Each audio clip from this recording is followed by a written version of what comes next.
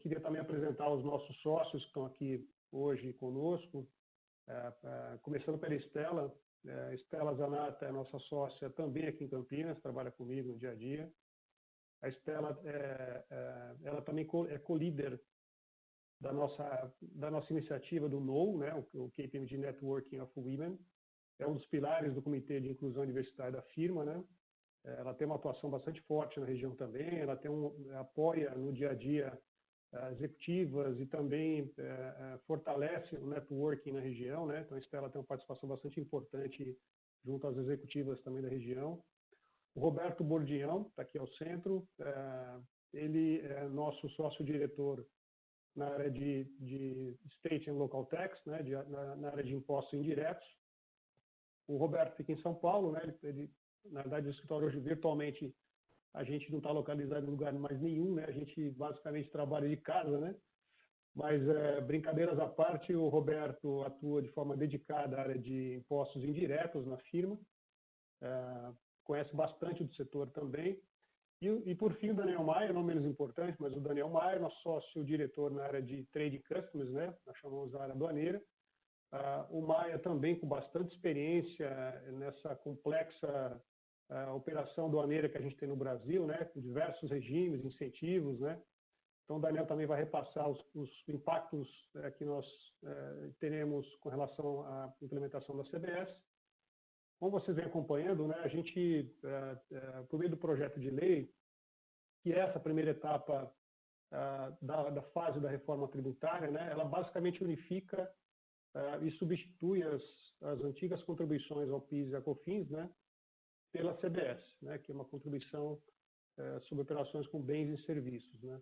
Dentro do conceito de serviço é um pouco mais estendido, né, a gente vai passar por isso ao longo da apresentação, mas basicamente o resumo é uma contribuição com uma larga base de incidência aqui, e basicamente cobre todas as operações. Então, o objetivo desse webinar hoje é apresentar as nossas impressões iniciais sobre o PL 3887, né, de 21/7. Há diversas dúvidas com relação à aplicação da norma, tanto com relação à composição das receitas, né, qual a composição da receita bruta, assim como também a base dos créditos, né, porque o impacto ele é diverso dependendo do tipo de setor que as empresas atuam, né. E a gente deve explorar isso ao longo da nossa apresentação. De uma maneira geral, a CBS é um IVA, né, um imposto sobre valor agregado, um imposto sobre consumo, né, tem uma incidência bastante ampla, né, ou seja, ele abarca a tributação de bens, serviços, ativos intangíveis, né, que é uma modalidade nova, e também sobre o setor financeiro, né, então ele abarca também aquilo que já tinha no PIS e na COFINS. Existe uma incidência em todas as etapas econômicas, ou seja, a cobrança não se restringe a uma etapa da cadeia econômica, como a gente tem, por exemplo, no IPI, né? A Receita esclareceu bastante isso, inclusive no Perguntas e Respostas. Existe o crédito financeiro, ou seja, todas as aquisições geram direito a crédito, né?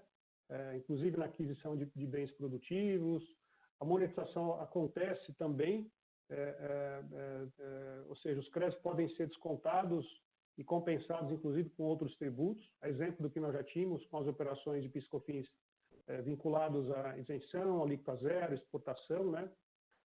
O que nos gera uma dúvida aqui inicialmente é com relação ao prazo de ressarcimento, né? Quando as empresas terão direito à monetização. Mas isso, imaginamos que deve ser esclarecido aí depois da votação ou por meio de algum ato infralegal, né? É uma alíquota também uniforme, ou seja, né, de modo a evitar uma grande gama de alíquotas e regimes diferenciados, o fisco estabeleceu uma alíquota inicial de 12%, com pouquíssimas hipóteses, né, de isenção e tributação específica de instituição financeira, que é 5,8%. Então, basicamente, são poucas hipóteses onde nós temos a isenção, né, da CBS. Mais um objetivo principal também do fisco é trazer transparência para o contribuinte, né, mediante incidência por fora. Nós acompanhamos ao longo dos últimos anos uma discussão bastante acirrada em relação ao ICMS na base de cálculo do PIS e da COFINS, né. Então, o fisco já trouxe a CBS já prevendo a exclusão do ICMS, do ISS e da própria CBS da base, né?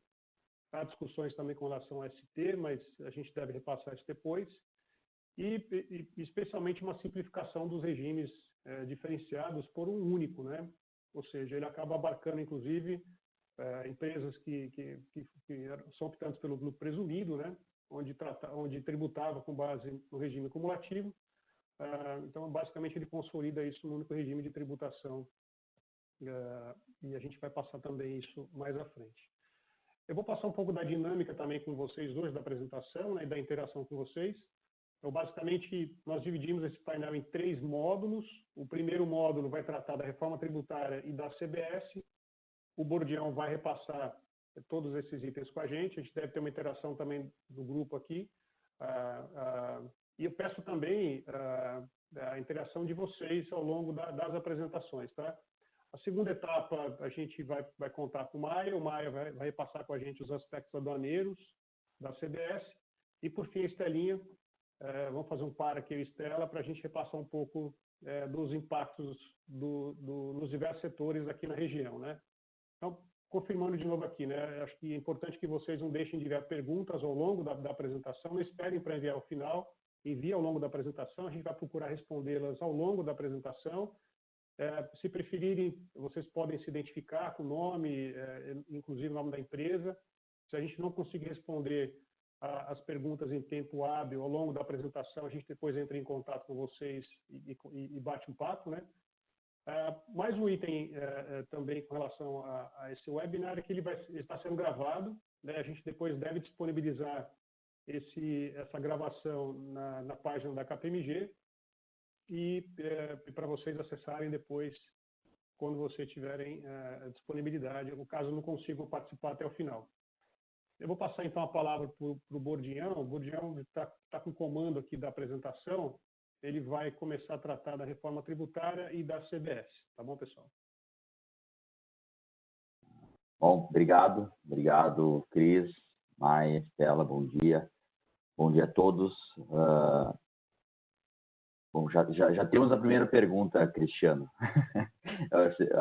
Seu pedido de o pessoal mandar pergunta já está funcionando. Eu já lhe respondo, tá, Antônio?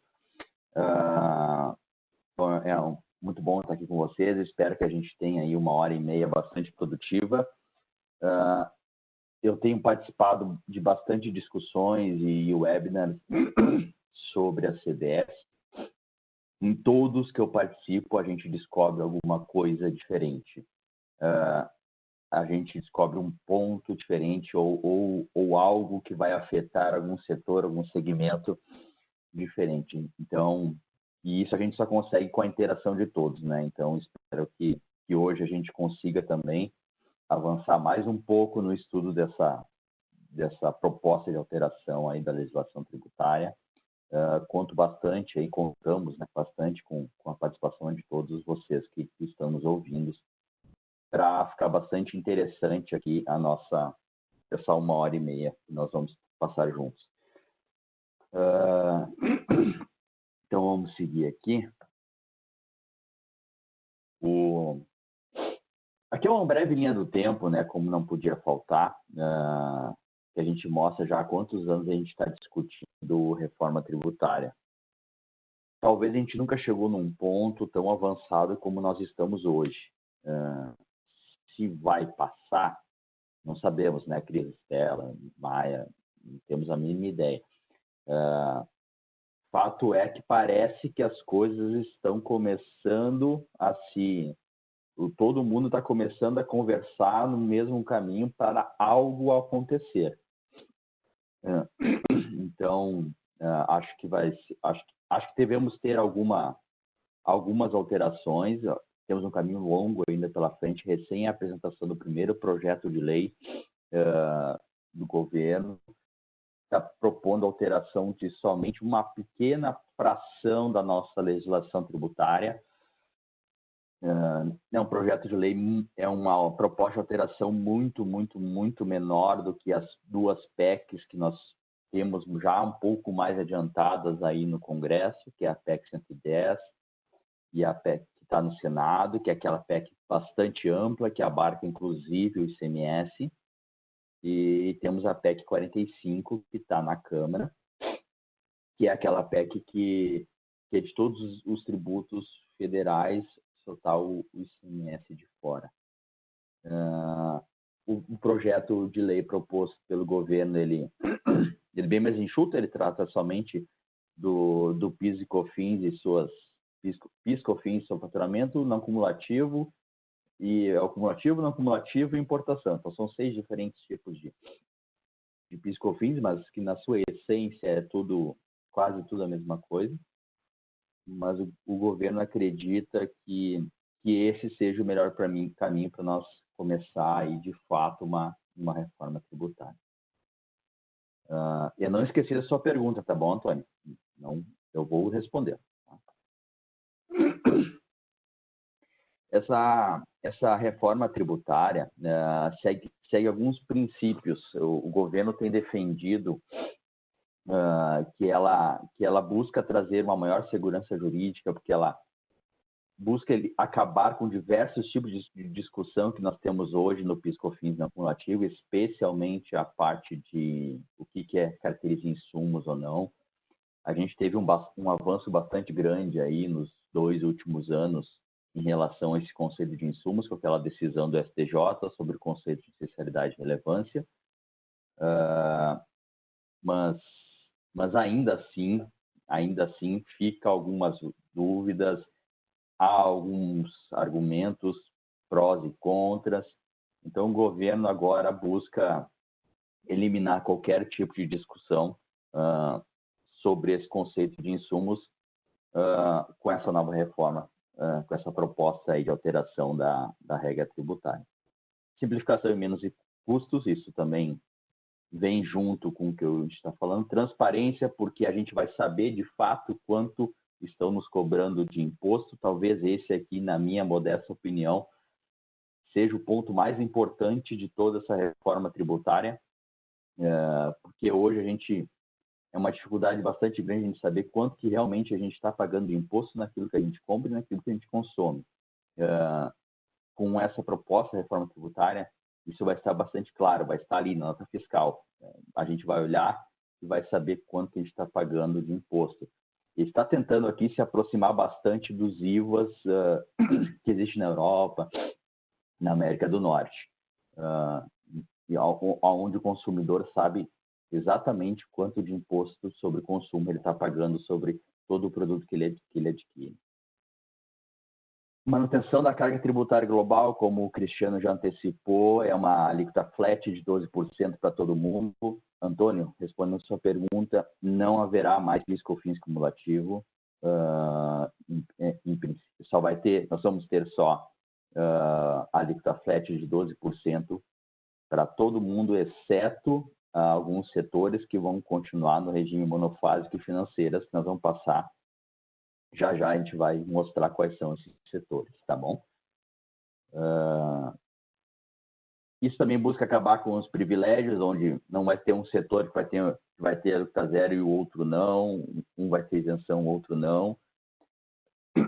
Também a parte também que a decisão de instalação das empresas vai fugir um pouco das decisões baseadas em questões tributárias, né? Onde eu tenho uma alíquota de 12% para todo mundo, em qualquer lugar do Brasil, daqui um pouco eu não preciso mais ir, por exemplo, para o norte, para a região lá da Zona Franca de Manaus, apesar que essa é uma que ainda vai continuar, mas eu consigo tentar tomar decisões aí não só de instalação de produção, de fábrica, de empresas, com base em ganhos tributários, que a gente sabe que hoje acaba acontecendo. Ô, Bodião, se me permite um comentário. Claro. Esse é um ponto importantíssimo, porque o que nós temos vivenciado no dia a dia é basicamente empresas tratarem das suas operações muito mais em cima dos incentivos fiscais, né? Se desenham as operações em cima dos incentivos fiscais e não em cima de uma operação logística mais eficiente, né? Então, você coloca o regime, o benefício fiscal acima da operação logística, muitas vezes a logística é muito mais cara, mas que no net, com o incentivo fiscal, acaba ficando mais barato. Mas, no final das contas, quem paga a conta é o consumidor final, né? Porque o produto acaba saindo mais caro na ponta final, né? Eu acho que com isso a gente passa a tratar de uma análise muito mais eficiente da relação operação, que pode, inclusive, se refletir no futuro numa redução do preço final do produto, né?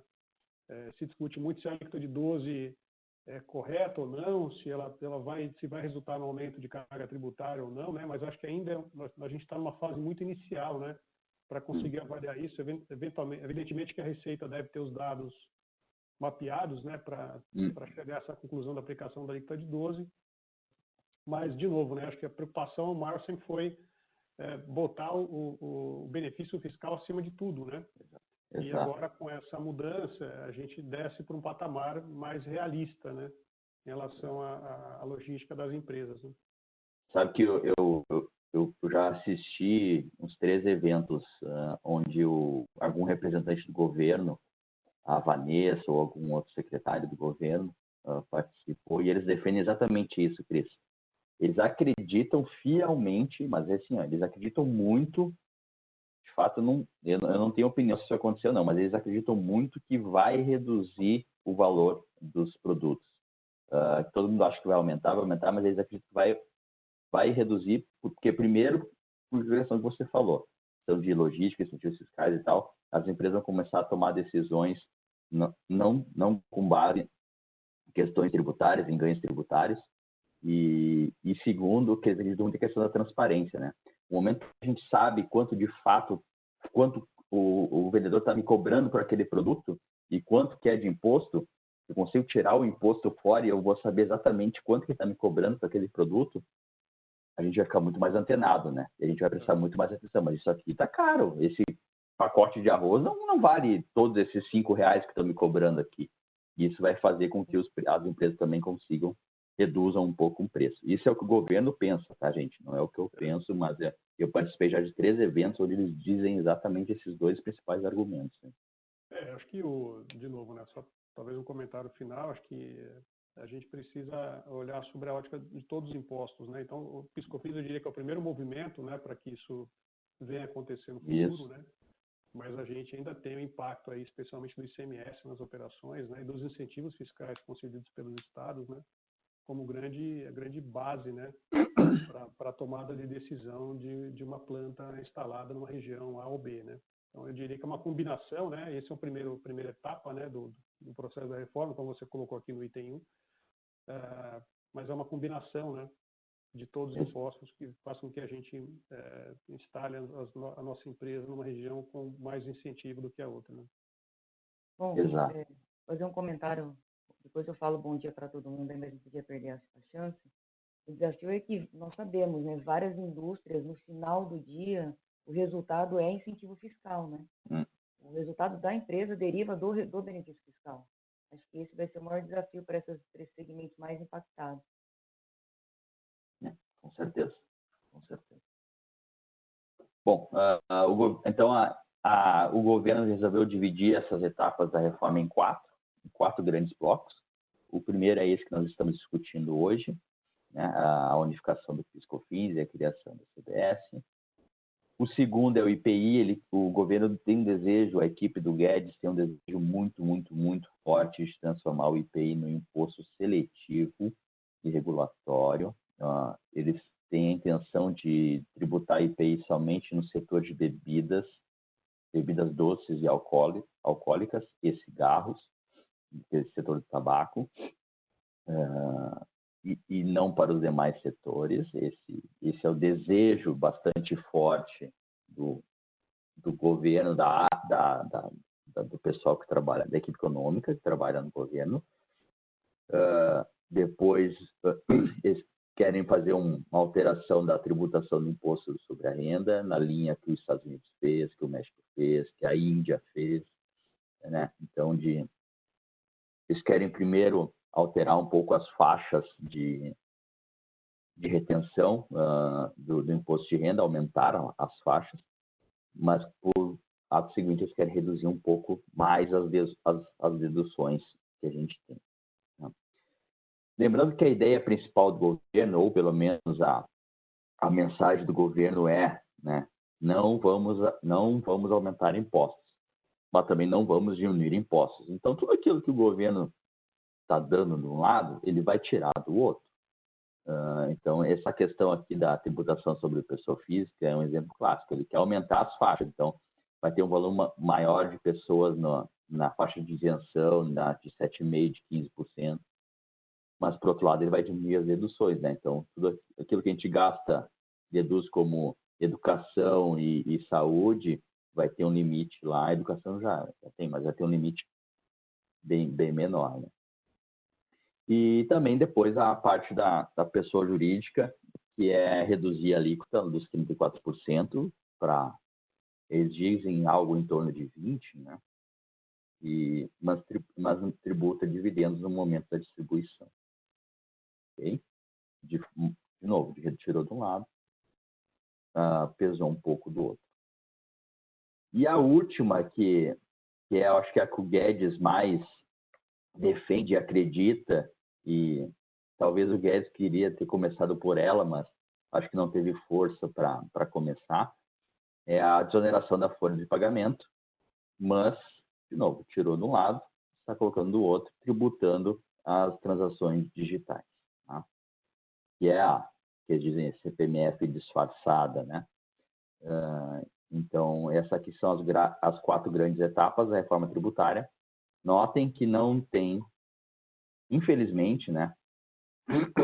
Não tem aqui ICMS e não tem ISS. Estamos falando somente de tributos na esfera federal.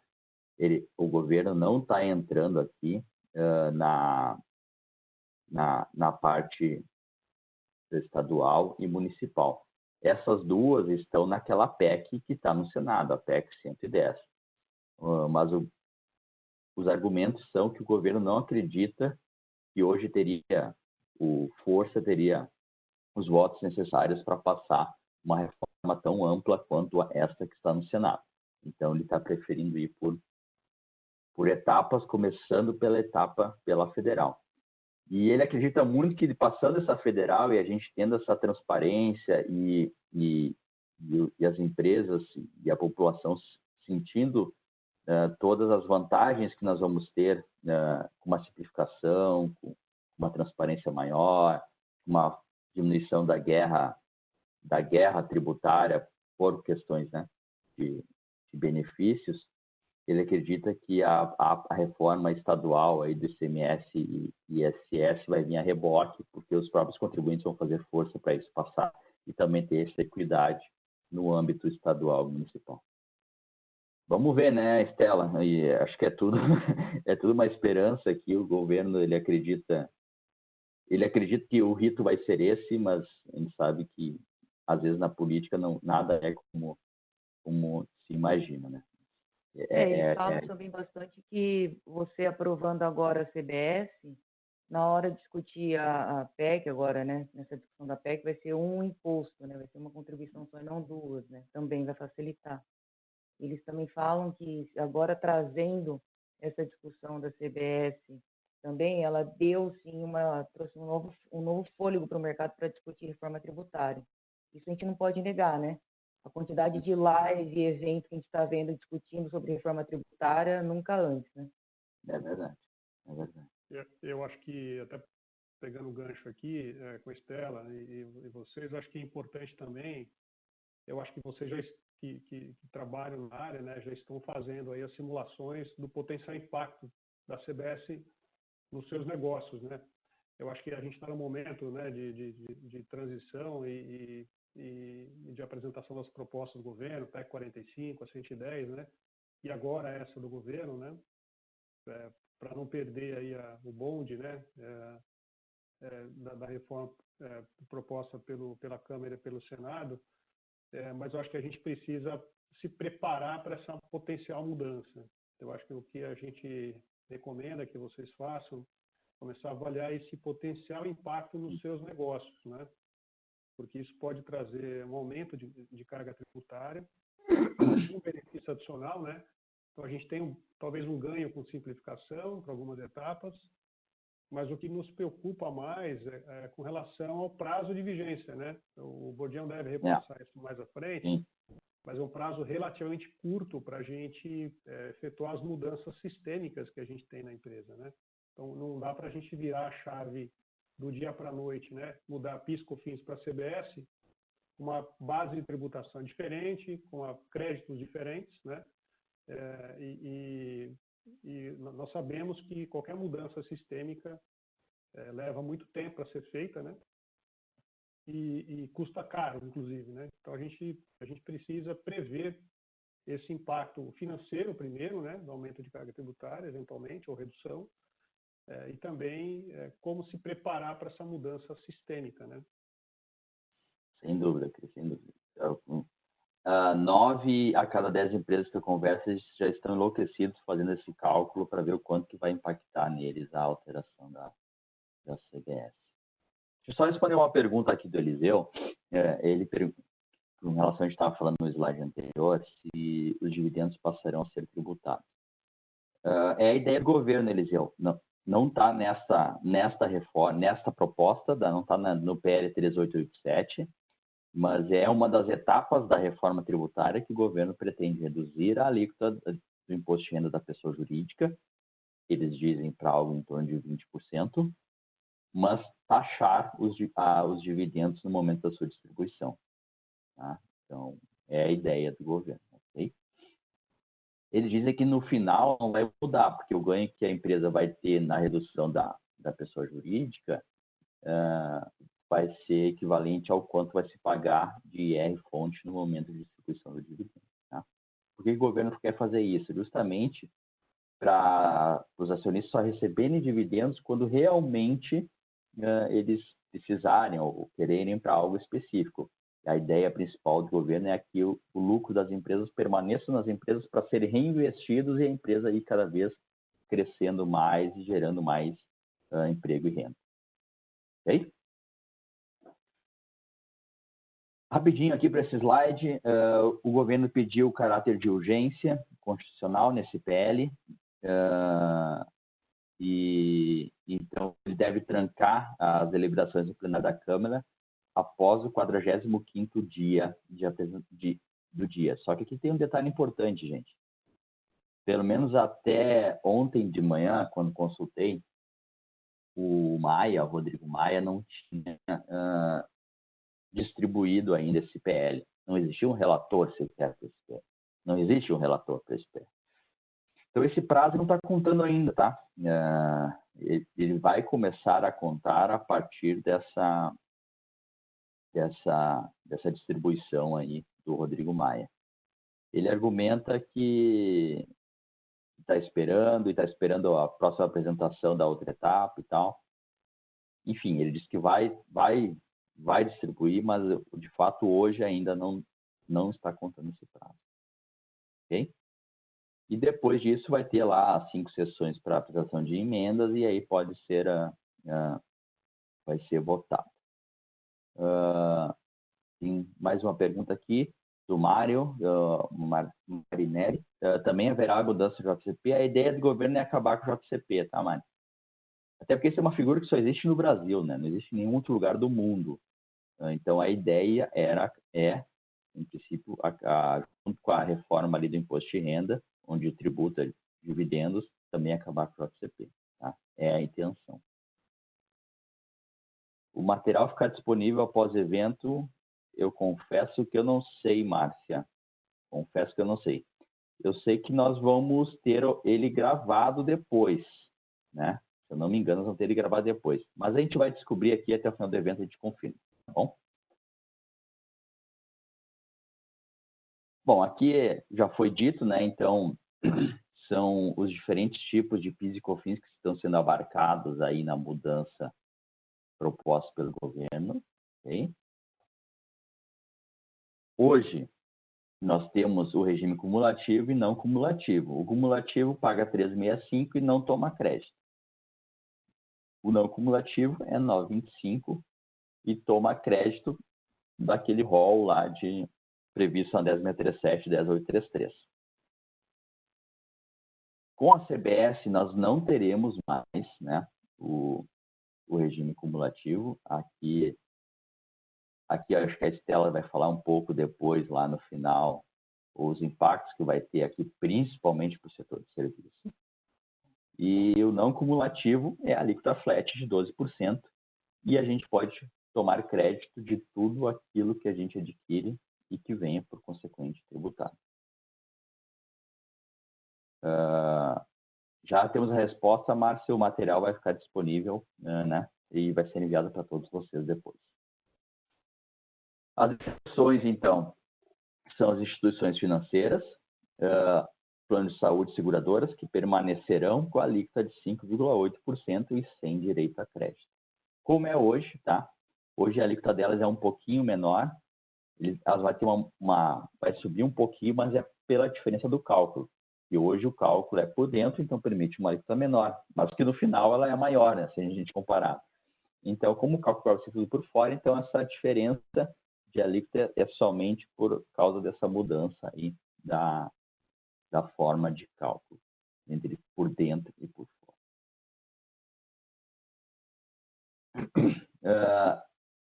Esses aqui são os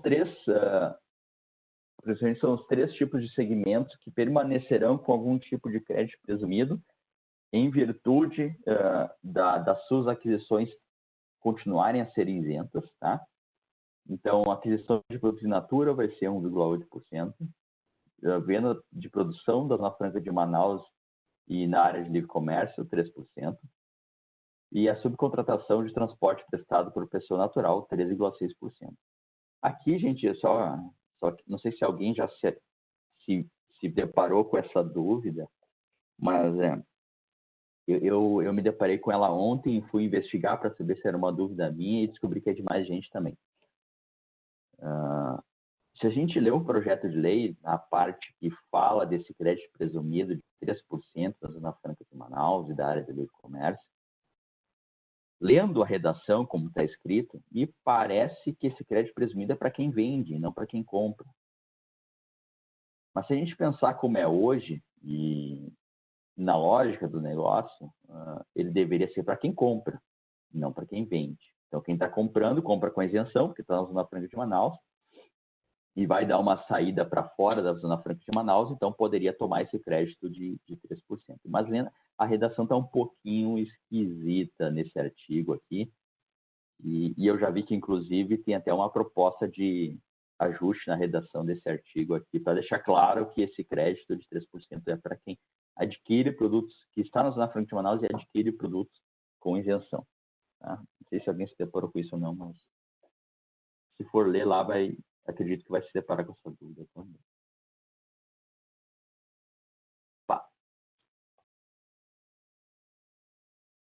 Então, quem permanece no regime monofásico, tá? São todas as bolinhas roxas aqui, que é basicamente combustível, bebidas e setor do tabaco, de cigarro, tá?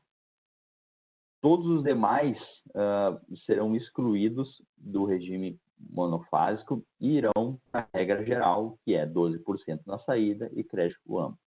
Então, setor de pneus, que hoje é monofásico, bebidas, exceto a ideia do governo, né? Exceto bebidas alcoólicas, tá? Máquinas de veículos, autopeças, a parte toda de medicamentos e higiene pessoal.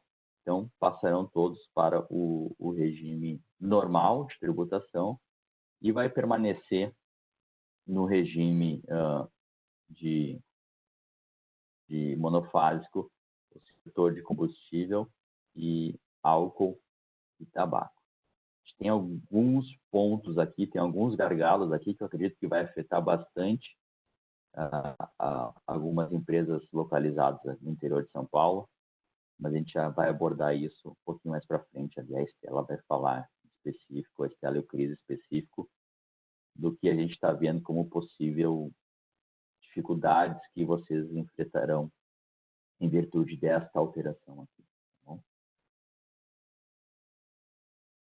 Aqui a gente tem visto uma discussão discussão bastante grande, né? Que o governo, nessa proposta, está querendo tirar a imunidade, a isenção dos livros, né?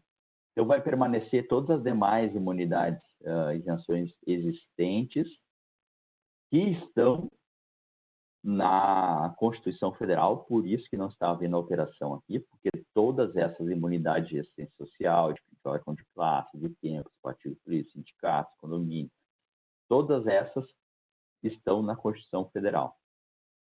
Então, o governo não consegue mexer com base num projeto em lei. Por isso, elas permanecerão imunes ou isentas com esta reforma tributária da CBS, à exceção dos livros. Mas se a gente for ver, também está na Constituição que papel é imune, ok? Mas o argumento do governo é que diz que é imune de imposto. E CBS é contribuição de bem e serviço. Então, o governo está indo por essa linha para tirar essa isenção do setor de livros, tá bom?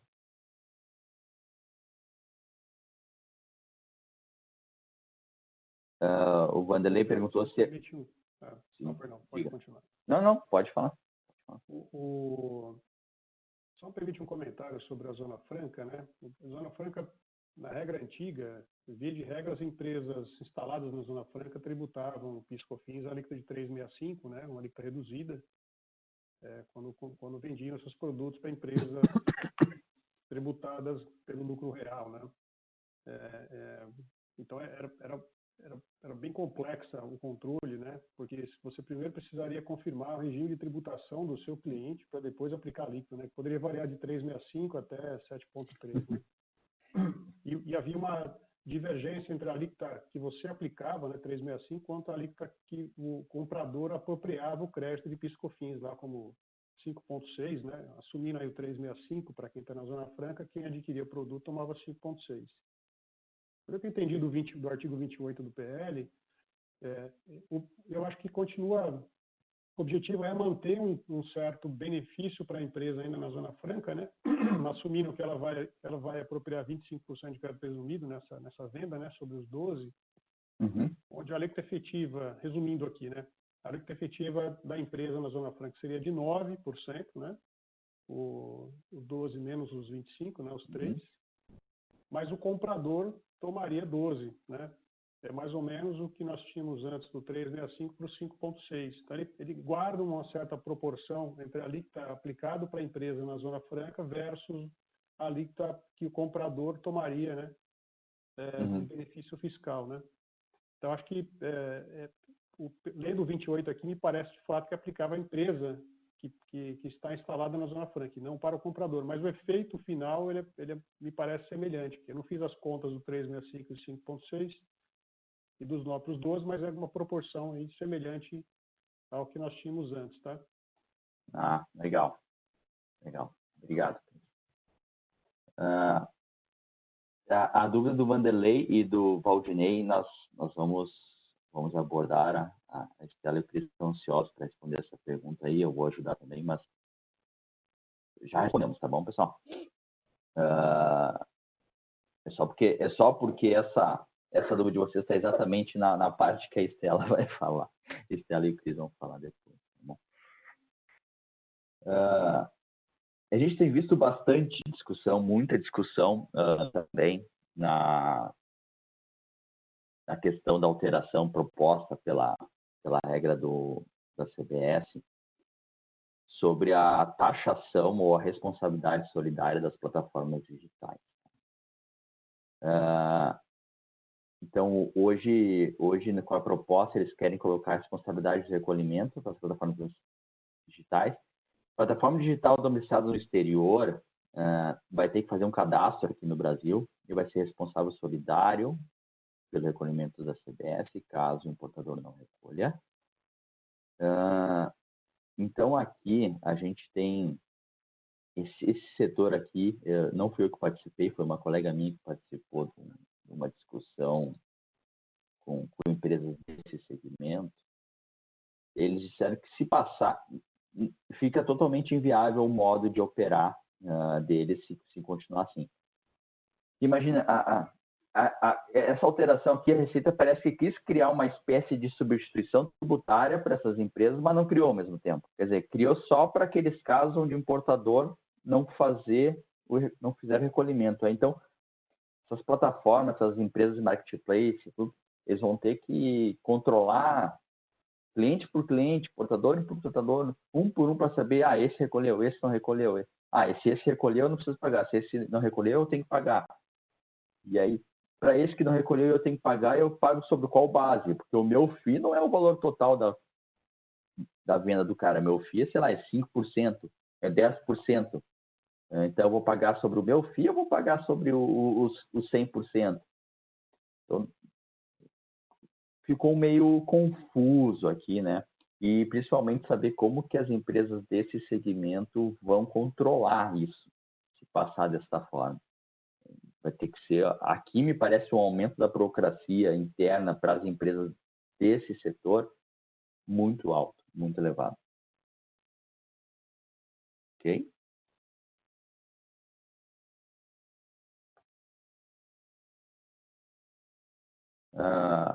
Bom, a gente já comentou que o fato giratório, então, é um oferimento de receita, e aqui ele colocou que acrescidos, multas e encargos.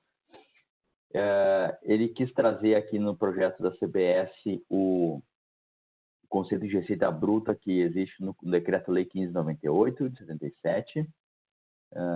Então, eles querem o que tributa é a receita bruta, acrescido, multas e encargos. Aí as discussões que tem aqui, que tipo de multa e encargos são esses?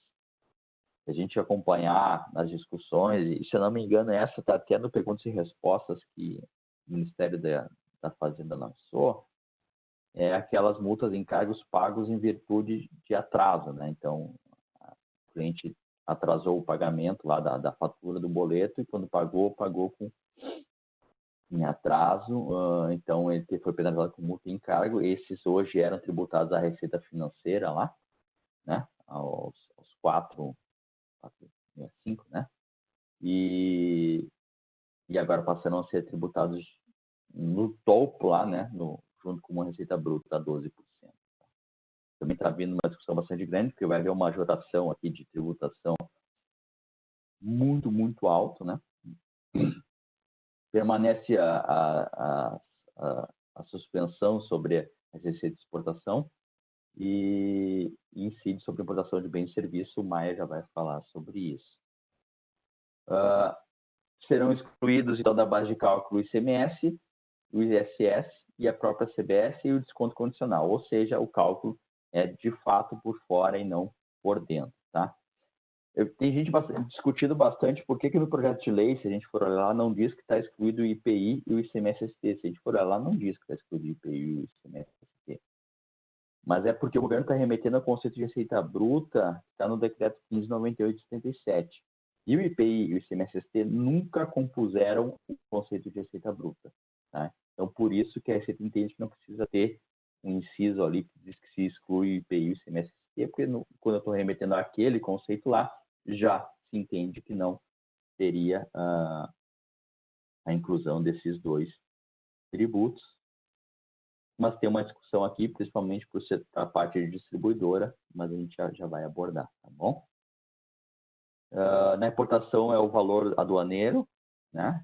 E quanto serviço é antes da retenção dos impostos.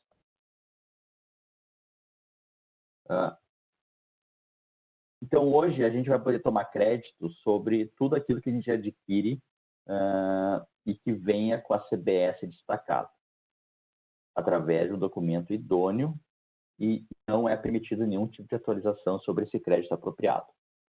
Eventual saldo credor poderá ser compensado com outros tributos federais ou ressarcido em dinheiro após 3 meses. Aqui a gente fez uma pergunta para a Receita, por que 3 meses, né? Porque então já não no mês seguinte. A Receita disse que, se por eles não verem problema em alterar para no mês seguinte, eles só mantiveram 3 meses, porque hoje é assim, e todos os sistemas e instruções da Receita existentes já mencionam 3 meses, porque inclusive é no IPI também, né? Mas que por ele não vê problema de alterar para já no mês seguinte, se a empresa quiser pedir ressarcimento, pedir. Ok? e prevalece o prazo lá de 5 anos para a utilização desse saldo credor. Empresas que na mudança terão o saldo credor de PIS/COFINS poderão continuar utilizando esse saldo credor de PIS/COFINS até a sua extinção, até consumir todo, e dali por diante utilizar o eventual saldo credor de CBS que eles venham a apurar. Certo? Obviamente vai ter... Oi, desculpa. Permita só um comentário aqui. Só voltando em relação à apropriação do crédito e utilização dentro do prazo de 5 anos, né? A gente tem uma previsão no caput do 121, né, do PL, e o crédito da contribuição ao PIS e COFINS, né, inclusive presumido, regularmente apropriado e não utilizado, até a data anterior à data em que a lei entra em vigor, né, ele pode ser utilizado. Então, ficou uma dúvida aqui, né, e algumas pessoas têm discutido também, em alguns fóruns, né, o que o fisco quis dizer com regularmente apropriado e não utilizado. Ou seja, imagina que em 2022 nós identificamos um crédito de PIS/COFINS, né, que eu deveria ter apropriado em 2019, 2020, e não fiz. Será que é possível retificar esse documento, né, o SPED de contribuições, e incluir o crédito, né, que não havia sido apropriado antes da vigência da nova lei? Né, porque ele fala regularmente apropriado e não utilizado, até o dia imediatamente anterior à data em que a lei entra em vigor. Ou seja, será que haveria alguma restrição para lançamento de crédito, né, extemporâneo com a mudança, né, da lei? Então, gerou aqui uma dúvida para a gente o que o fisco quis dizer com relação ao termo regularmente apropriado e não utilizado, né? Verdade. Não faria sentido essa restrição, né? Mas a gente não sabe se pode ser algum tipo de movimento aí para restringir alguma apropriação extemporânea, né? Ou trazer um contratempo aí com relação à utilização de créditos temporâneos, né? Que eventualmente não foram apropriados porque a empresa eventualmente não fez uma análise mais detalhada, ou acabou deixando isso para um segundo momento, né? Mas com a evolução da jurisprudência acabou percebendo que teria direito àquele crédito, né? Aqui nos parece, né, que o que ele quer dizer é, ok, daqui a 2022 você viu que não apurou um crédito PIS/COFINS lá em 2019, você volta lá em 2019, retifica o FD Contribuição de 2019, retifica do CTF, se foi o caso de ir para o CTF, 2019, e aí faz um perder-compra pedindo que volte esse crédito, né? Nos parece ser isso, né? Mas, com verdade, tem realmente essa discussão, é um pouco confuso, né, a interpretação desse artigo aí. Mas não parece fazer sentido nenhum ele não permitir a apropriação desse crédito se eu estou ainda dentro dos meus 5 anos. Isso aí. Bom, a gente tem bastante pergunta aqui, eu vou respondê-las todas, só vou passar esse slide aqui, tá bom, gente? Então, tem algumas... Obviamente, vai ter que haver alteração de obrigação acessória, então, vai ter que alterar o layout de nota fiscal eletrônica e o layout do FD Contribuições.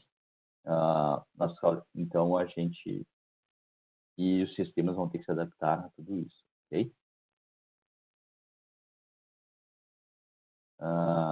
Aqui é um prazo...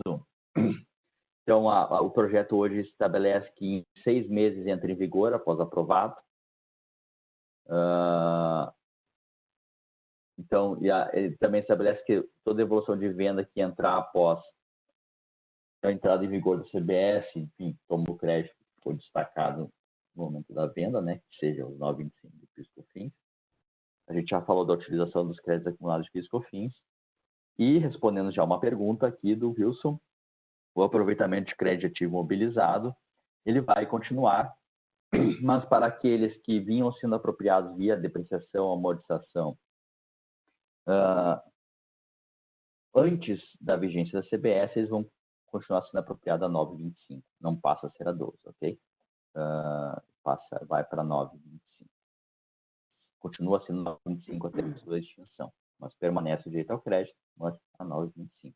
Aquilo que a gente adquire após a vigência da CBS, entra na regra da CBS de 12%. Ok? Deixa eu ver mais uma pergunta. A Liliane perguntou: as alíquotas de importação serão equiparadas? O Maia quer responder agora, Maia? Eu vou comentar daqui a pouquinho. Eu deixo bem detalhado isso daí. Deixa eu ver se não está sendo nenhuma pergunta para cima aqui, gente. Só um pouquinho. Como é que eu subo esse negocinho? Aqui. O Antônio comentou aqui do crédito retido no estoque, que pode ser um peso. E esse é um ponto importante, Antônio. Inclusive, se a gente olhar esse PL, ele não...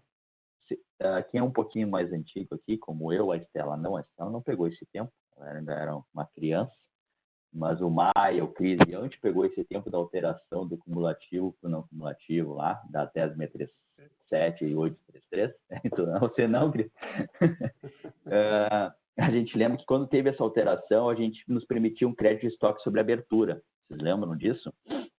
A gente apurava o quanto tinha de estoque, dividia para os últimos 12 meses, fazia uma média ponderada maluca lá e tomava 365 em 12 parcelas. Se a gente olhar, isso não tem essa previsão nesse PL, né? Não tem essa previsão. Então, acho que aqui o governo entende que é porque aquilo que eu comprei antes da CBS, eu comprei a regra antiga, foi debitar 925, eu já tomei critério de 925, então não teria por que fazer esse eventual ajuste aí no meu estoque, tá? Mas é um ponto que também está sendo discutido. Bom, então, nesse caso, o ressarcimento será possível em caso de crédito tomado e não utilizado? Acho que a gente respondeu, né, Antônio? Nos parece que sim, basta fazer um perder-comp. A gente pode utilizar com outros tributos ou fazer um perder-comp para pedir ressarcimento em dinheiro para aqueles casos em que se aplica o ressarcimento em dinheiro, né? Exportação, não tributado no mercado interno. A pergunta do Wilson a gente já respondeu. Qual que é a pergunta em relação à alteração? Vocês entendem que teremos CMS e ICS inclusos, pois essa CBS divulgada pelo governo não é o que o mercado deseja. Thiago, de fato, acho que não é o que ninguém desejava essa alteração aqui, né? 9 a cada 10 pessoas que a gente conversa, inclusive eu acho que nós todos aqui ficamos um pouco desapontados de a gente não estar falando aqui de uma reforma mais ampla, né? O governo acredita muito que passando a CBS, depois passando o IPI regulatório, passando folha de pagamento, passando imposto de renda, os contribuintes vão fazer uma pressão muito forte para fazer uma de ICMS e ISS. E aí todo o sistema vai estar tudo pronto já para só acoplar eles lá dentro. É o que o governo acredita, tá? Então o governo fatiou desta forma, que ele acha que vai ser mais fácil de aprovar e que no momento que a população vê as benesses que terão essas alterações, vai fazer muita força para entrar tudo para dentro, ok? O Antônio comentou que não existe alteração no SAP em menos de 6 meses, né? É o que nós temos escutado muito, que em 6 meses não se faz nada, em RP nenhum, tá? E do Thiago ali, a CBS será apropriado via depreciação ou integral? Então, em princípio, é uma boa pergunta, Thiago, mas em princípio comprou destacado, apropria, ok? Vamos lá. Esse é o meu último slide. A gente já abordou muito desses pontos de discussão, tá? Então, primeiro que a gente já comentou, que o PL ainda não foi distribuído, então aquele prazo de 45 dias ainda não está contando. O prazo de transição de 6 meses, que o Antônio já antecipou ali, que em 6 meses não se faz nada no SAP, e a gente tem escutado isso muito no mercado, que 6 meses é muito pouco, que o ideal seria 12 meses. Então, esse também está sendo um lobby bastante forte aí para se estender um pouco desse prazo. O governo alega que por ele não tem problema estender, só que quanto mais a gente estende, mais a gente demora para receber os benefícios dessa alteração. É o contraponto do governo. Plataformas digitais, então já discutimos aqui também, né? As discussões sobre plataformas digitais. A parte que eu mencionei do Conselho de Receita Bruta, aqui no PL não consta a exclusão do IPI, ICMS, ST, mas no momento que ele remete ao Decreto-Lei 1598, não faz sentido também trazer essa exclusão, ok? Crédito sobre ativos intangíveis. Se a gente olhar, e aí já vi bastante gente criticando, inclusive, o nome, né? A contribuição sobre bens e serviços. Então, só tributa sobre bem, só tributa sobre serviço. Aquilo que não é serviço não tributa. Aluguel não tributa, então. Se eu sou uma empresa aqui, uma holding patrimonial aqui, cuja minha renda é receber aluguéis dos meus imóveis, então eu não vou pagar CBS, que é sobre bens e serviços. A mesma coisa sobre ativo intangível. Eu comprei um software, comprei algo que seja intangível, então eu não vou ter crédito sobre isso porque não é um bem, não é um serviço. O primeiro governo, a resposta do governo isso está inclusive no Perguntas e Respostas, é que você vai poder tomar crédito sobre tudo aquilo que vier destacado em documento fiscal idôneo. Então, se eu comprei qualquer ativo tangível e veio lá 12% de CBS destacado, eu vou poder apropriar desse crédito, independente se é um bem ou um serviço. E sobre aluguel, ele diz, eu estou remetendo ao conceito de receita bruta do Decreto-Lei 1598. Pelo conceito de receita bruta do 1598, aluguel, uma atividade patrimonial, é uma receita da atividade da empresa. Então, sendo uma receita da atividade da empresa, é receita bruta, sendo receita bruta, tributo. Aí o governo disse que usou a expressão bens e serviços porque hoje, no nosso ordenamento jurídico, não existe a figura de intangível, né? Isso é bastante novo para nós aqui. Ele sempre remete a bens ou serviços. Então, por isso, essa nomenclatura, ok? O prazo prescricional, que o Cris já comentou ali, aquela questão do prazo para utilização de algum crédito de PIS/COFINS, quando eu já estou na CBS.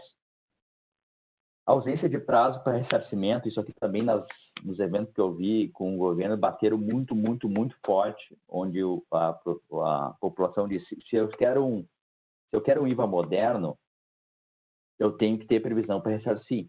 Se eu não tiver previsão de prazo para o governo ressarcir, eu não estou indo para um IVA completamente moderno. Em qualquer outro lugar do mundo existe o prazo lá, 30 dias, 60 dias, 90 dias. No projeto de lei não tem um prazo específico. Nesse ponto, os dois eventos que eu vi com a participação da Vanessa Canado, ela inclusive reconheceu esse ponto e ela iam ver para colocar uma previsão para isso, ok? E por último, efeito rebote, né, gente? Hoje, a base de cálculo do ICMS e do ISS estão com 9,25 de PIS/COFINS por dentro. Lembra que ICMS e ISS continuam com a base de cálculo sendo calculada por dentro. Agora, a gente vai ter a CBS a 12%. Então, o cálculo do ICMS e do ISS tem que não colocar mais 9,25 por dentro, tem que colocar 12 por dentro. Então, vai haver um incremento aqui da base de cálculo do ICMS e do ISS. Então, é o que a gente está chamando de efeito rebote, tá? Ok? Deixa eu ver se tem mais uma pergunta aqui. Uma empresa agroindustrial tem como um dos seus principais insumos o óleo diesel, que permanece no sistema monofásico. Se esse insumo for excluído da base de cálculo da CBS, o setor será muito prejudicado. Wanderley, a Estela e o Cris, e óbvio, eu vou estar junto aqui, vai responder isso agora, daqui a pouquinho, porque tem o Maia antes, junto com aquela pergunta do Valdinei lá e a sua outra do metro cúbico do óleo. Tá? Legal. Acho que a gente pode seguir com o Maia, então, e na sequência a gente entra com questões envolvendo o setor aqui. Acho que o agro está puxando bastante dúvida aqui também, né? Mas é um dos setores mais impactados, é o agro. Sem dúvida. Vamos lá, Maia. Vamos lá, Maia. Maravilha, pessoal. Bom dia a todos. Vou tentar ser breve aqui para dar espaço aqui para o impacto, né, da CBS na região. Acho que é o tema que todo mundo está ansioso aí. Bom, vocês viram aí na apresentação do Roberto, né, que uma série de características das contribuições precursoras, PIS/COFINS, PIS/COFINS de importação, PIS/folha, foram mantidas com relação à CBS, né? Então, e na área aduaneira não é muito diferente disso, né? Mantiveram essas características, as precursoras, porém com vários pontos polêmicos, né, que eu vou abordar aqui, tá? Então, só para instruir rapidamente aqui a questão da agenda dessa apresentação rápida, né? São 2 slides apenas. Vou falar sobre características gerais, alíquota, contribuinte, base de cálculo, tanto na importação como exportação, e também dos pontos polêmicos, principalmente voltados aos regimes aduaneiros especiais, tá? Bom, pessoal, logo de cara, lá no artigo 1º do projeto de lei 3887, né, o legislador deixa claro ali que a CBS incidirá, né, tanto em operações de mercado interno, como também em operações de importação, né, de bens e serviços. Tá? Com relação a exportações, assim como acontece hoje com PIS e COFINS, né, não haverá incidência da CBS nas exportações, tá? E também haverá o direito à manutenção de créditos a ela vinculados. Nas exportações de serviço também há previsão de não incidência dessas contribuições. É que é até interessante, né, abrir um parênteses, porque nós sabemos que existem algumas condições, né, para não incidência de ISS, PIS e COFINS e exportação de serviços. Né? ISS é totalmente atrelado à questão do local onde ocorrerá o resultado do serviço, né? E PIS e COFINS é condicionado ao ingresso de divisas. É interessante que, com relação à CBS, não foi colocada qualquer condição, né? Não incide sobre serviços, exportação de serviços, ponto final. Tá? Lembrando que é possível, né, você ter exportação de serviços e não necessariamente ter ingresso de divisas, né, como, por exemplo, pagamento em moeda local. Ok? Então, já tem um ponto polêmico aqui que não tem essa condição, como existe hoje para não incidência de PIS/COFINS em exportação de serviços. Né? Também foi mantida, né, a questão da isenção de CBS, né, na venda realizada pelo estabelecimento fora da Zona Franca de Manaus para o estabelecimento localizado dentro da Zona Franca de Manaus, condição também semelhante aqui será instituída para áreas de livre comércio. Okay? Com relação à importação de bens, né? Então, informações gerais, a CBS ela incide, né, sobre bens e serviços provenientes do exterior. A alíquota, já respondendo aquela pergunta, né, que tivemos aqui, a alíquota é de 12%, tá? Independente da situação. Né? Aqui é legal, né, pessoal, que não tem aquela figura semelhante ao adicional de COFINS, não há previsão, né, desse adicional de CBS, por exemplo. Tá? Então, a CBS será totalmente não cumulativa, com a alíquota de 12%, né, exceto, evidentemente, aqueles casos relacionados lá no anexo 2, que o Roberto Bordião comentou, que estão sujeitos à incidência monofásica. Tá? Então, tirando aqueles casos, tá, sempre a alíquota de 12% para a CBS. Né? O fato gerador da CBS, assim como praticamente todos os tributos aduaneiros, a entrada no território aduaneiro confirmado com o registro da declaração de importação para consumo. Tá? E da mesma forma aqui, né, é feito o recolhimento da CBS. Será através de débito automático. Na data de registro da DI, né, já será debitado naquela conta corrente específica para débito de tributos aduaneiros vinculados lá ao Siscomex e também ao Portal Único de Comércio Exterior. A base de cálculo da CBS é exclusivamente o valor aduaneiro. Né? Então, o pessoal lembra muito bem, né, com a Lei 10.865, que foi instituída, PIS/COFINS e importação, nós tínhamos aquela base de cálculo maluca, né, aquela fórmula gigante, que até parecia que a gente estava no looping, né, porque para você calcular PIS/COFINS, você precisava de ICMS, para calcular ICMS, precisava de PIS/COFINS, né? Isso caiu em 2013, né? Então, PIS/COFINS e importação hoje também já é calculado exclusivamente sobre o valor aduaneiro, e isso vai ser mantido com relação à CBS, né? E aqui eu queria até reforçar também um ponto que foi mencionado pelo Roberto Bordião, assim como haverá um incremento, né, do valor a ser recolhido do ICMS por conta da CBS fazer parte da base de cálculo, isso também ocorrerá nas importações. Tá? Então, como o PIS/COFINS hoje faz parte da base de cálculo do ICMS, a CBS também integrará a base de cálculo do ICMS da importação, né? E aqui será aplicada sempre a alíquota de 12%, lembrando que a maioria, né, dos produtos hoje são tributados com alíquotas inferiores a 12% na importação com relação a PIS e COFINS. Okay? Os contribuintes da CBS, né, sempre importador, né? E se tiver uma situação em que há uma aquisição de mercadoria entrepostada, o adquirente da mercadoria entrepostada é que será o contribuinte da CBS. Né? Então, lembrando, né, reforçando que isso será recolhido através de débito automático na conta vinculada ao Siscomex. Tá? Tem uma informação importantíssima aqui, né? Quando ocorrer importações indiretas, importação por conta e ordem ou importação por encomenda, haverá solidariedade, né, de recolhimento da CBS entre a Trade Company, né, ou a comercial importadora e o adquirente, né, assim como também entre a Trading e o encomendante, né, dependendo da modalidade de importação indireta que seja adotada. Então, deixa super claro aqui que haverá solidariedade de recolhimento da CBS. Tá? Falando um pouquinho de importação de serviços, né, a alíquota também será uma alíquota de 12%, né, a alíquota flat. O fato gerador da CBS na importação de serviço ocorrerá na data do pagamento do crédito, da entrega, do emprego ou da remessa de contraprestação pelo serviço. Tá? Então, esse será o fato gerador da CBS nas importações de serviço. Tá?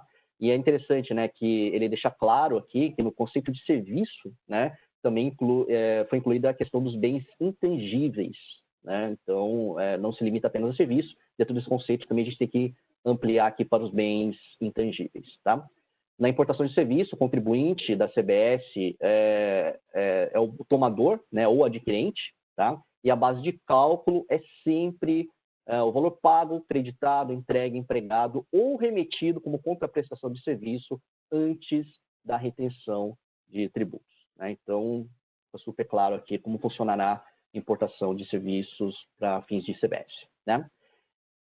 No próximo slide, a gente vai, se puderem passar por gentileza, a gente vai falar aqui rapidamente, obrigado, deixa eu falar rapidamente aqui dos impactos da CBS nos regimes aduaneiros especiais, que é justamente onde estão as grandes polêmicas aqui pertinentes ao tema. Né? Então, pessoal, é o seguinte, no projeto de lei, há a previsão de alteração do texto do artigo 12 da Lei 11.945 de 2010. Tá? A Lei 11.945 de 2010, o artigo 12, é a base legal para não incidência, né, para suspensão de tributos aduaneiros em operações cursadas por meio de drawback, suspensão ou recoff. Né? Então, tanto o drawback, suspensão ou recoff, né, são regimes aduaneiros especiais, que são incentivos à exportação, que permite tanto a importação ou aquisição no mercado interno de insumos destinados à industrialização de um produto a exportar. Né? Então, você importa ou adquirir com suspensão, né, e essa suspensão se torna isenção depois que você comprova o regime. Tá? Se a gente pegar a redação atual da Lei 11.945 de 2010, o artigo 12, né, ela deixa claro que a aquisição no mercado interno ou importação de forma combinada ou não de mercadoria para emprego ou consumo na industrialização de produto a ser exportado poderá ser realizada com suspensão do II, IPI, PIS e COFINS. Tá? E a alteração que está sendo proposta, aqui lá isso está previsto no artigo 109 do projeto de lei, né, é suprimir PIS e COFINS do artigo 12 da Lei 11.945, né, e deixar como base legal apenas a suspensão de imposto de importação e IPI nas aquisições no mercado interno e importações decorrentes de regimes aduaneiros especiais. Né? No entanto, pessoal, como vocês podem ver aí na tela, tá, o projeto de lei tem o artigo 81, que diz o seguinte, tá, a suspensão do pagamento do imposto de importação, do IPI, vinculado à importação e decorrência de aplicação de regimes aduaneiros especiais, também implica a suspensão da CBS. Ou seja, se nós tivermos um regime aduaneiro especial, tá, que tem a previsão de suspensão de II, IPI, isso será mantido lá na Lei 11.945 ainda, né, que é acatada essa sugestão de alteração do projeto de lei, essa suspensão se estende à CBS. Perfeito? No entanto, né, ele deixa descoberto o quê? A aquisição no mercado interno de insumos. Como vocês podem perceber, aí no artigo 81, ele só deixa claro, né, a extensão da suspensão de II e IPI para CBS na hipótese de importação. Ele não prevê essa extensão também na hipótese de aquisição de insumos no mercado interno, tanto sob drawback, suspensão e recoff. Tá? Com relação ao Repetro SPED, né, também é um regime aduaneiro especial, então para importações também há essa previsão de extensão da suspensão de II e IPI, né, para a CBS, tá? Mas ele deixa realmente manca aqui essa questão de aquisição no mercado interno e fica sem base legal para não incidência de CBS para suspensão de CBS nessa aquisição de insumos no mercado interno. Okay? Com relação ao drawback isenção, a situação é um pouco mais grave. Né? Por quê? O projeto de lei também sugere alterações na Lei 12.350, lá no artigo 31, que é a base legal para isenção de tributos aduaneiros no drawback isenção. Então, o drawback isenção é um regime para reposição de estoques, né? eu sempre brinco, né, que o drawback é como se fosse um engove, né? Um é antes, que é a suspensão, e outro é depois, que é a isenção. E a base, né, para não incidente, para isenção de CBS ou alíquota zero de CBS no drawback isenção de tributo aduaneiro, desculpa, né, no drawback isenção é justamente a lei 12.350. E a sugestão de alteração aqui é basicamente a mesma, né? Suprimir PIS e COFINS da redação, né, da lei 12.350 e mencionar apenas, né, a isenção ou alíquota zero de imposto de importação e IPI em aquisições ou importações realizadas em drawback e isenção, tá? E aqui realmente, né, o projeto de lei não prevê o drawback e isenção dentro das hipóteses de isenção de CBS, né? A gente não pode aplicar, evidentemente, o artigo 81, né, porque ele é específico para o tratamento de suspensão. Então, se a lei for publicada com essa redação, tá, nas importações cursadas por meio de drawback e isenção, terá apenas a isenção de imposto de importação e IPI, porém haverá incidência normal de CBS, tanto na importação como na aquisição no mercado interno de insumos, né? Lembrando que hoje, né, na situação atual, você também tem a alíquota zero de PIS e COFINS e aquisições realizadas por drawback e isenção. Okay? Não faria sentido, né, Maia? Acho que essa tributação do CBS não faria o menor sentido, tendo em vista a operação ter vinculação com exportação, né? Acho que você onera, né, de forma... Aqui pode ter sido um erro, né, um lapso aqui na redação do texto, né, mas não faz sentido sobre a ótica econômica, né, você tributar essa operação pela CBS, né? Exatamente, Cristiano, porque quando foi incluído esse artigo 81, né, então ali o legislador deixa claro que há intenção, né, de extensão de benefícios de tributos aduaneiros para o conceito da CBS também, tá? Sim. Mas eu imagino que realmente tenha sido um erro do legislador, porque não faz o menor sentido, né, você começar a cobrar uma contribuição social em importações de drawback e isenção, né, que desde 1966 é realizada sem incidência de tributos, né? Então, sem incidência de qualquer tributo aduaneiro, tá?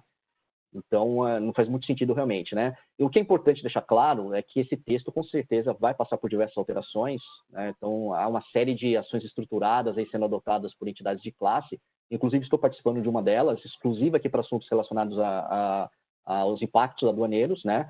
E uma dessas sugestões é justamente incluir aqui, dentro das hipóteses de isenção da CBS, as importações cursadas por drawback e isenção, né? Não só importações, como aquisições no mercado interno, tá?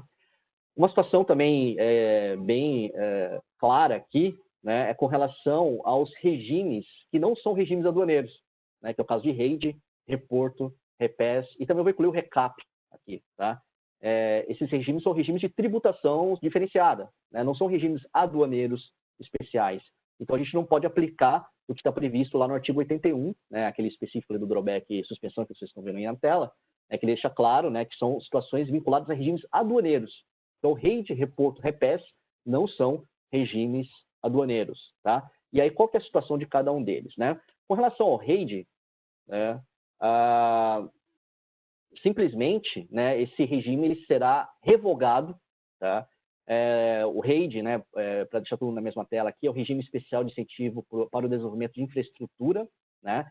E o benefício dele é totalmente atrelado a PIS e COFINS, perfeito? Então, é suspensão de PIS e COFINS na venda ou de importação de máquinas, aparelhos, instrumentos, equipamentos novos, materiais de construção, a utilização e incorporação em obras de infraestrutura destinados a ativo imobilizado, né? E aí, lá no artigo 130 do projeto de lei, ele simplesmente revoga, né, toda a legislação pertinente ao REID, tá?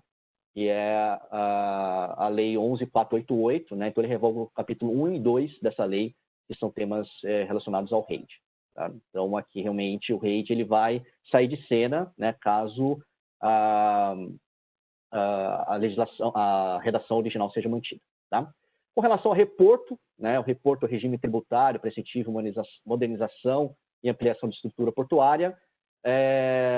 Aqui, né, também ele teve a sugestão aqui de suprimir PIS e COFINS, importação da Lei 11.033, que é a base legal, né, para a suspensão de tributos aduaneiros em importações cursadas através de reporto, né, e não tem previsão, tá, de extensão do benefício atrelado ao reporto para a CBS, né?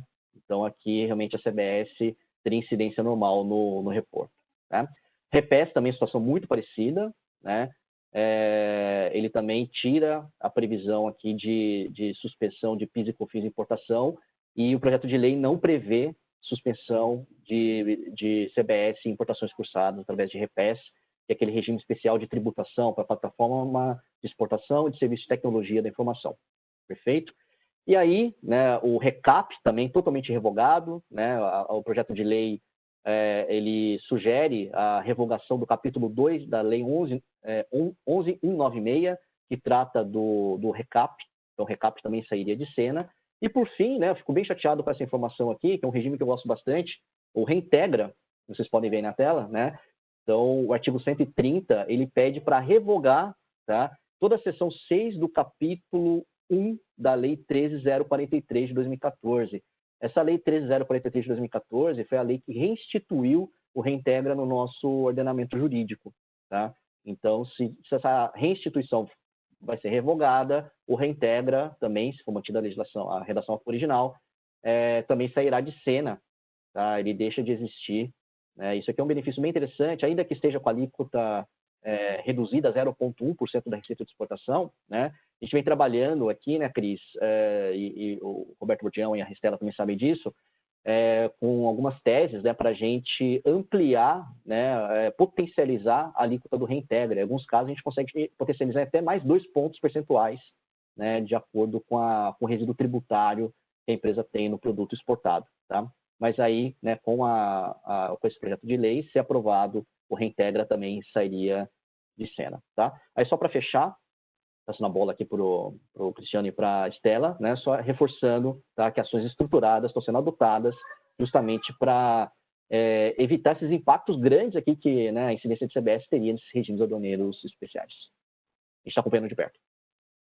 Cris, Estela, vocês. Obrigado. Estelinha, você quer comentar? Tem duas perguntas aqui, talvez que a gente já possa antecipar a resposta, e aí já entramos para o interior aqui, né? Uma do Paulo sobre como é que fica a questão da tributação da CIT sobre serviços técnicos, né? Não tem nenhuma informação, nenhuma vinculação da CBS, em princípio, essa primeira etapa não trata da CID, ou seja, continua incidindo sobre serviços técnicos administrativos, né? A incidência sobre isso não foi objeto da discussão e também não se altera, né? A tributação do I não foi alterada em função da CBS. Importação de intangíveis, né? Quando a gente fala da modalidade SAS, né? De fato acaba com a polêmica e tem uma discussão grande entre estados também, Estado de São Paulo, né? Especialmente, que a gente acompanha de perto, e prefeitura, né? Sobre tributação de licenças, etc. Com a CBS, você tem uma tributação única já, né? E aí pega tanto pessoas físicas quanto jurídicas, né? Lembrando que pessoa jurídica ela é responsável pelo pagamento e pessoa física quem forneceu o software, né? Ele vai ter que fazer um cadastro simplificado e efetuar o recolhimento da CBS. Embora o contribuinte seja a pessoa física, o responsável pelo recolhimento é a empresa no exterior, né? Então a gente não consegue fugir dessa tributação agora.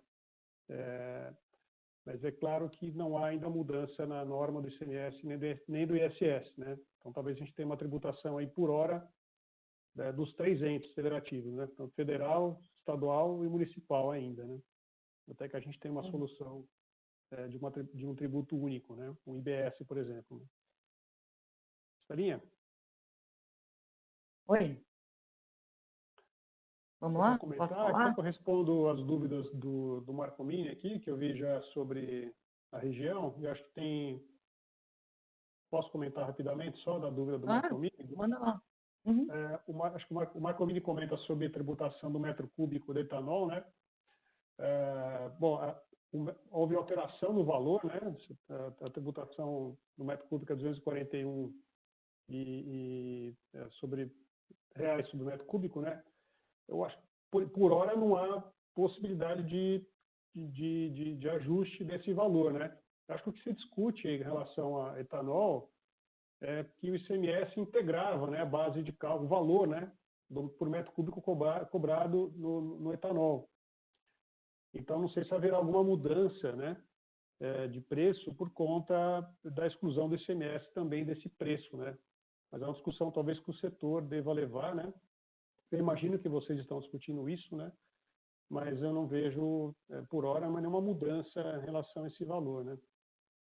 O setor sucroalcooleiro permanece no monofásico? Sim, né? Acho que boa parte dos produtos estão aqui no monofásico ou na cesta básica, né? O açúcar na cesta básica e o restante tanto etanol, diesel, gasolina, etc., eles estão incluídos lá no anexo 2. Então, a gente, por hora, mantém o setor no regime monofásico, o que é ruim, né, de uma certa forma, especialmente com relação aos créditos, né. Thalinha, se você quiser comentar, depois eu faço um comentário final sobre o diesel, também é um tema bastante polêmico aí no setor. Sim. Eu ia pedir para o Bordião voltar ao slide. Bom, pessoal, bom dia a todos, me apresentando formalmente, sou Estela Zanata, eu sou sócia de impostos daqui da KPMG no Brasil, fico no escritório de Campinas, já tive experiência em São Paulo, tem muitos clientes e amigos participando da live aí, então espero que vocês estejam todos bem, mandando um abraço virtual a todos aí, e podem mandar perguntas, a gente não vai ter tempo de responder a todos, a gente recebeu realmente um volume considerável de perguntas, a gente está se aproximando do final, a gente vai ter que responder por e-mail e fica também óbvio o convite para vocês fazerem contato com a gente vai fazer com vocês também para a gente possa continuar essa discussão. Também é um comentário que o setor de agro, né, liderou o ranking das perguntas aqui durante a sessão. Cristiana adiantou algumas, tem outras para responder, mas a gente precisa fazer uma live específica para o setor, né? A gente tem visto muitas lives, muitos assuntos, muitas discussões com relação ao segmento, né, muito específico. E antes de falando já um pouco de segmento, falando do nosso aqui no interior de São Paulo, vendo a lista de participantes, o que aconteceu? Nós temos aí nessa tela vários segmentos que a KPMG atende no Brasil. E nós estamos aqui representando todos, né? Vocês aí nessa audiência agora, estão representando todos os segmentos aqui que a KPMG atende. Então, vocês imaginam a especificidade das alterações do projeto para cada uma. Temos acompanhado todas as lives, os eventos, né, as discussões, mas é claro que é inviável a gente falar de todos, né? A gente pensava, vamos falar interior de São Paulo, o que a gente vai falar? Mas a realidade é que o interior de São Paulo é São Paulo, né? A gente atende tudo, nós fazemos tudo, né? Então, acho que um primeiro comentário, já puxando com o setor, é que a questão da reforma tributária, principalmente das PECs e do projeto de lei, é para trazer competitividade para o país, né? E não essa discussão entre os setores, né? Então, a gente começou a falar do agro, daí o pessoal de health, o pessoal de TMT, consumo e varejo, poxa, mas a gente tem na live para saber do meu setor, né? Então, acho que a maior discussão que a gente tem que sempre manter em mente é que o principal objetivo é que a reforma tributária, ou qualquer reforma, ela é para o país, né? Então, tem que viabilizar a competitividade das nossas empresas, não entre setores, né? Eu quero benefício, eu quero manter, e são, sim, discussões relevantes, mas mais que isso, né? Competitividade com relação aos outros países. Hoje nós não vendemos mais localmente só, né? Essa questão que o Bordião falou no começo, um segmento muito afetado, plataformas digitais, né? O mercado de consumo e varejo vai ser muito afetado, né? As empresas foram para o mercado digital, né? Não só no Brasil, estão vendendo para fora, né? TNT também, nosso setor de tecnologia, mídia e telecomunicações, health, que são setores que têm muita empresa de serviço. As empresas de serviço também têm muito essa discussão que eles falam, né, que 85% das empresas de serviço estão no Simples, então não teria muito esse impacto, né, da CBS, mas será? Não necessariamente, né, porque as empresas do Simples, sabe, né, que tem um degrau para a empresa do lucro presumido, né? E tem também a questão da cadeia. A gente sabe também que, por exemplo, a empresa do Simples, sendo empresa de serviço, né, faz serviços, obviamente, para as empresas de lucro real, enfim, tem a questão do crédito, né, qual o tipo de crédito que vai ser levado na cadeia. E também, por conta que nessas empresas de serviço, que tem, né, mão de obra, o Bordião já falou, que o custo é Não tem o que falar. Então, não teria direito a crédito. Muitas discussões, eu já via também o sindicato do hospital falando, que já tem vários estudos, falando que vai aumentar para 70% a carga do setor. Então, igual o Cristiano comentou, e falo também, né? Desde que saiu o projeto de lei, faço parte de vários grupos de WhatsApp, aí tem algumas companheiras aí na audiência, as matrizes já pedindo, mas vai ter impacto no negócio? Quanto é o impacto, né? De um dia para a noite, né? Do dia para a noite. Então, a princípio, seria só o impacto da alíquota? Não, impacto da cadeia também, né? Se eu vou poder tomar crédito somente de nota da CBS destacada, e eu tenho nota fiscal de serviço, como vai ser essa nota fiscal de serviço, né? Hoje, no espectro, quantos municípios nós temos no Brasil? Parece que só o Distrito Federal tem aquele bloco B de bola, que seria a nota fiscal de serviço, falaram. Inviável. Como é que você vai cadastrar o RP, né? Vai fazer as operações do RP? Já vi também empresas falando, poxa, que falam diminuir, simplificar. Sim, esse é o objetivo. Mas no Brasil, tem grandes indústrias que só no Brasil o headcount é o equivalente para o mundo todo para apurar impostos, né? Então, vocês imaginam como deve ser essa transição, igual foi comentado aí dentro do SAP, não se faz transição em menos de 6 meses, alguém comentou, acredito. Então, para trazer o pessoal para comentar aqui alguns minutos a mais, fica aqui, né, a dica para vocês, coloquem no budget, né, uma linha, alterações tributárias, né? O quê? Não sabemos, né? A gente coloca um valor lá e vamos embora. Bom, Cristiano, se você quiser complementar. Eu acho que, de maneira geral, nós temos um impacto em praticamente todos os setores, né? Aqui na região, né, a gente tem montadoras, componentistas, agronegócio, empresas de serviços, de tecnologia, né? A gente tem então, healthcare, inclusive, e consumo. Acho que o setor industrial e agro é o que prevalece aqui na região, né?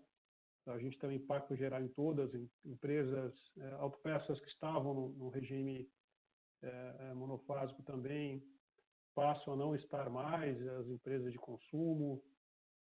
Então, enfim, o governo restringiu bastante a lista de monofásicos, né? Basicamente contemplando aí cesta básicas, produto da cesta básica, combustíveis e cigarros, né? Acho que são os principais itens que a gente tem nos anexos 1 e 2, né? De maneira geral, a gente, como eu comentei, né, acho que é importante que cada empresa procure fazer uma simulação do impacto no seu negócio, né, quanto isso vai se refletir na apropriação de créditos novos, ou eventualmente no aumento de carga tributária. E eu acho que se preparar, né, acho que a gente precisa, eventualmente, já se preparar para uma eventual mudança. A gente acho que repassou bastante a questão do tempo, né? Acho que 6 meses de fato é um prazo curto para você fazer um ajuste no SAP, né? Mas a gente de alguma forma vai ter que aguardar o posicionamento do governo com relação a esse prazo, né? O pacote de 6 meses que nós temos hoje. Talvez um pouco voltando um pouco. Que podem discutir, né? Eles estão abertos, claro, a discussão do prazo e também a discussão da alíquota. Também de 12, né? Muito bem discutido sobre isso, né? Um projeto, esse é o momento, né? Discussão e apresentação de contrapropostas. Né? Eu acho que o ponto aqui é que nos parece que o governo deve trabalhar com a alíquota de 12 aqui, né? Inicialmente, e depois avaliar isso na linha do tempo, né? É complexo você antecipar o impacto, né? Na arrecadação do governo agora, sem você botar a CDS para rodar, né? Mas, certamente, pegando o gancho aqui com a pergunta do Marco Mini com relação ao diesel, né, e o etanol, né, acho que etanol a gente tem, em princípio, o aumento, né, da própria tributação em cima do etanol, mas também com possibilidade de crédito, né, e assumindo que a CBS, o saldo, né, você poderia ingressar com pedido de ressarcimento, né, ou compensação. É uma questão talvez do impacto do dinheiro no tempo, né? Você pode ter impacto inicial, mas depois uma monetização do saldo remanescente, né? Tanto para compensação com outros tributos, né? Quanto para ressarcimento em espécie. Acho que o ponto que se discute aqui é o tempo, né? Que isso vai levar. Com relação ao diesel, né? E eu acho que a gente tem aí talvez um impacto, porque especialmente para os produtores, né, rurais, né, você tem que comercializam produtos in natura, que estão sujeitos ao monofásico. O diesel é um custo, tem uma participação importante, né, tem um custo elevado aí, porque ele é base para a utilização em máquinas, em caminhões, frete, etc., né, assim como combustível para a sua operação ou para cogeração, né. E aí, de fato, não poderia, em princípio, não seria passível de crédito, porque a receita vinculada a essa aquisição desses insumos, né, ela está isenta, né, da CBS. Então, em princípio, não daria direito ao crédito, exceto naquelas hipóteses previstas, como zona franca, área de livre comércio e exportação, né. Então, em princípio, isso traria um impacto de aumento, né, de custo para o produtor.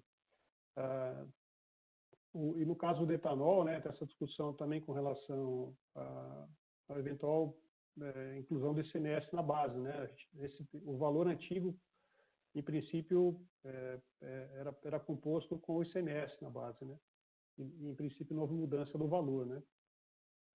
Então, talvez uma discussão aí se faria sentido uma redução da base, né, do valor, considerando que, em tese, né, poderia haver um ICMS também incluso naquele preço antigo, né?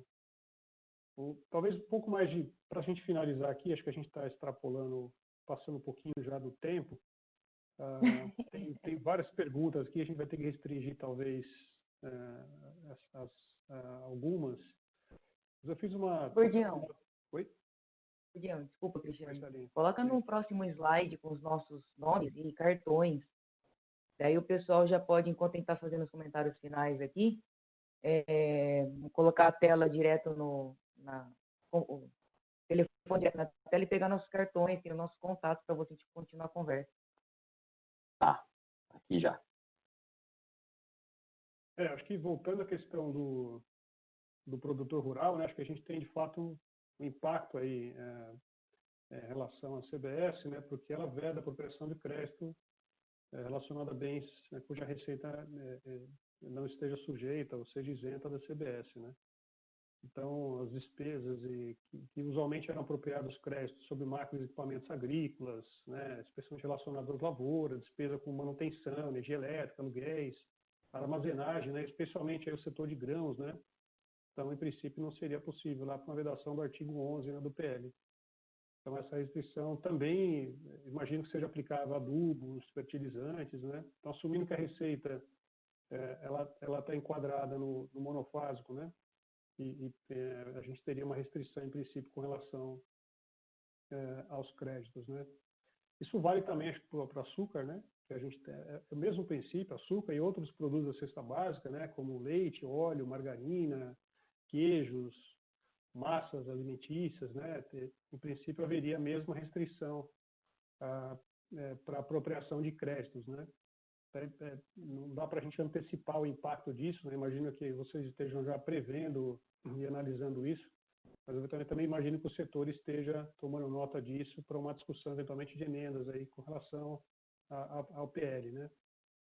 Pessoal, eu acho que de maneira geral é isso, a gente passou um pouco já do tempo. Eu queria primeiro agradecer a todos, foi muito importante também e queria agradecer a participação de todos aqui, muitas perguntas. A gente vai procurar depois compilar isso aqui e responder para cada um. De novo, esse evento está sendo gravado, então a gente vai disponibilizar depois esse evento no site da KPMG. Deve também no nosso canal no YouTube. E vocês devem receber a apresentação desse webinar por e-mail, tá bom? Eu queria agradecer a todos, os nossos sócios que estão aqui também, e tenham um bom dia, uma boa semana. Obrigado, pessoal. Bom dia. Obrigada. Até mais.